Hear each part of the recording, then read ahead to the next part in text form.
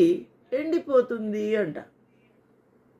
ఇంకొక అధ్యాయంలో చూస్తే దేవుడు ఒక దూతతో చెప్తాడు, ఆ బంధించబడి ఉన్న ఆ 4 దూతలను వదిలిపెట్టుమని. ఎక్కడ బంధించబడి ఉన్నారు? యూఫ్రటీస్ నది దగ్గర. దేనికి బంధించబడి ఉన్నారు?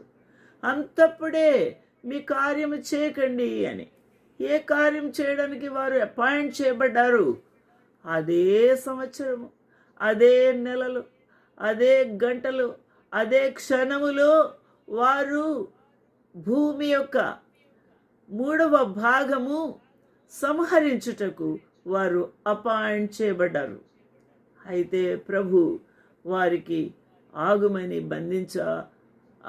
బంధించుటకు దేవదూతల్ని పెట్టి ఉన్నాడు, కాపలా పెట్టి ఉన్నాడు. అంతప్పుడే వద్దు అని.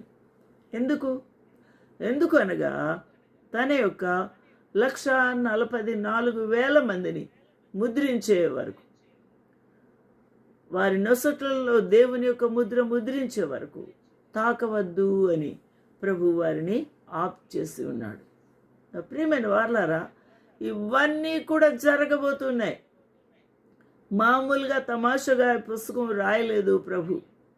ఈ యొక్క దేవుని యొక్క ఆత్మ ప్రేరేపణతో ఇది లిఖించబడలేదు. యోహాను భక్తుడు ఎక్కడ చూస్తున్నాడు ఈ దర్శనం? యోహాను భక్తుడు ఎక్కడ ఇవన్నీ కూడా విన్నాడు? ఎక్కడ వీటన్నిటిని కూడా జరుగుతూ ఉన్న ఈవెంట్స్ అన్నీ కూడా ఒక రీల్ లాగా ప్రభు చూపించాడు. అవన్నీ కూడా ఎక్కడ చూస్తున్నాడు? పరలోకంలో.